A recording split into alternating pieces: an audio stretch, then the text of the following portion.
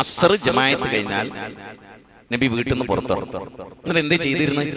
മക്കളെ പ്രത്യേകമായിട്ട് കാണാൻ വേണ്ടി. അതിലുണ്ട് ഫാത്തിമ ഇബ്രാഹിം ആയിരുന്നു ലാസ്റ്റ് ഉണ്ടായിരുന്നത്. അപ്പൊ നബി എന്ത് ചെയ്യുന്ന വെച്ചാൽ അസർ കഴിഞ്ഞാല് ഫാത്തിമ ബീവിന്റെ അടുത്ത് ചെല്ലും, സലാം പറയും, ചുംബിക്കും, നെറ്റിയിൽ ചുംബിക്കും, കവിളിൽ ചുംബിക്കും. ആരാത്? നബിയാണ്. നബി ആരാണ്? ബാപ്പയാണ്. ഇതാരാണ്? മോളാണ്. കല്യാണം കഴിച്ചു കൊടുത്ത മോളെ നമ്മൾ ആരെങ്കിലും ചുംബിക്കാറുണ്ടോ? 15 വയസ്സാകുമ്പോൾ തന്നെ നമ്മളതൊക്കെ നിർത്തി. കാരണം മോള് വലുതായി. ആർക്ക് മോള് വലുതായതായിരിക്കാം? അപ്പുറത്തെ ചെക്കനല്ലേ മോള് വലുതായത്, നമുക്ക് മോളല്ലടോ. അതിൽ ഏറ്റവും രസം എന്താന്ന് പറഞ്ഞാല് നബിയുടെ വീട് ഫാത്തിമാന്റെ നേരെ ഓപ്പോസിറ്റ്. അപ്പൊ നബിയുടെ വീട്ടിൽ ജനലില്ലേ, നമ്മളിങ്ങനെ ജനല്, അന്നൊരു തുണി കഷ്ണായിരുന്നു ജനല്. ഒരു തുണി കഷ്ണം ഇങ്ങനെ ചരടിൽ കെട്ടി.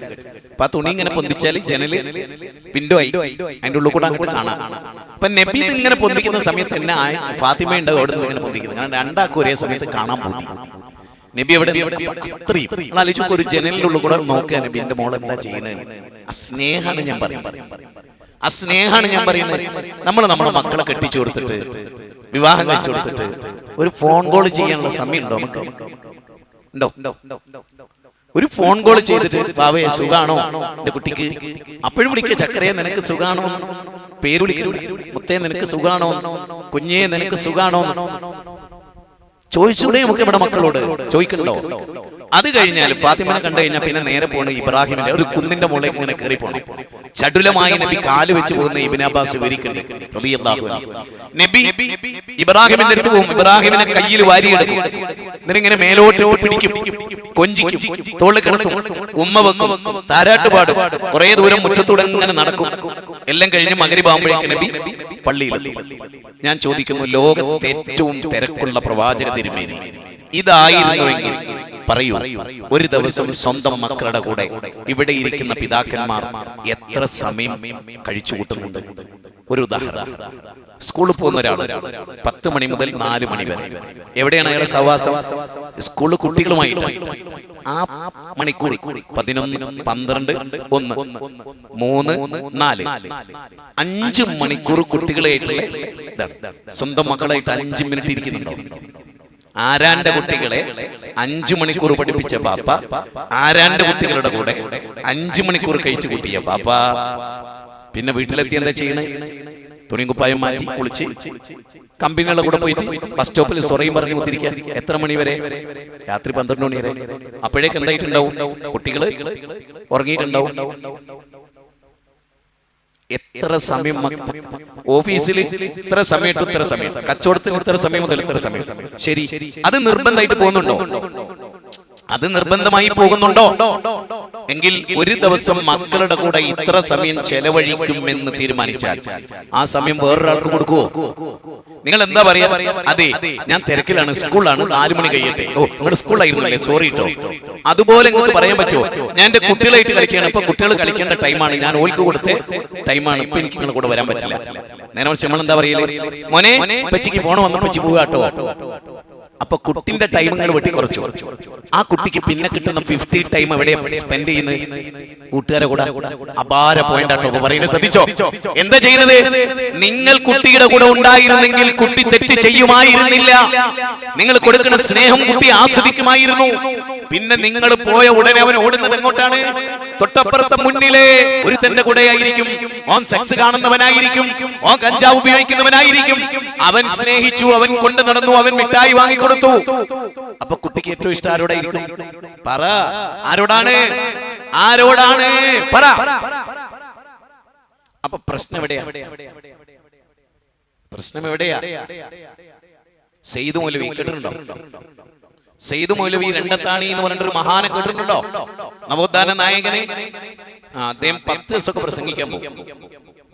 നാട്ടിലെത്തിയ വീട്ടിലെത്തിയാൽ അദ്ദേഹത്തെ പറ്റി പറയണം. മർമലിയൊക്കെ പറയാറുണ്ട്, ഓർമ്മകളുടെ തീരത്ത് ഉത്സവമായിരുന്നു വീട്ടിൽ.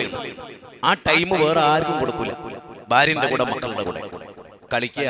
പിന്നെ നബി സല്ലല്ലാഹു അലൈഹി വസല്ലം ഇങ്ങനെ കൈ കുത്തും, കാൽമുട്ട് കുത്തും. അപ്പൊ അതെന്താ, നമ്മൾ എന്ത് കളിയെന്നതിന് പറയാ? ആനകളി. എന്നിട്ട് പേരക്കുട്ടികളെ പുറത്ത് കയറുക. ശരി, ഇവിടെ എത്ര ബാപ്പാർ ആന കളിച്ചിട്ടുണ്ട് നബീന്റെ സുന്നത്ത്? നബീന്റെ തിരക്കുണ്ടോ നമുക്ക്? ലോക ഗുരുവിന്റെ തിരക്കുണ്ടായിരുന്നു നമുക്ക്? കുട്ടികൾ കളിക്കുന്നിടത്ത് പോവുക, ആന കളിക്കുക. കുട്ടികളുടെ കൂടെ കൂടുക. ഇന്ന് നബി ഉണ്ടായിരുന്ന നബി വെച്ച് ഫുട്ബോൾ കളിച്ചു കൊടുക്കായിരുന്നു. പള്ളിയിലെ ഉസ്താദ് കുട്ടികളുടെ കൂടെ കളിക്കണം.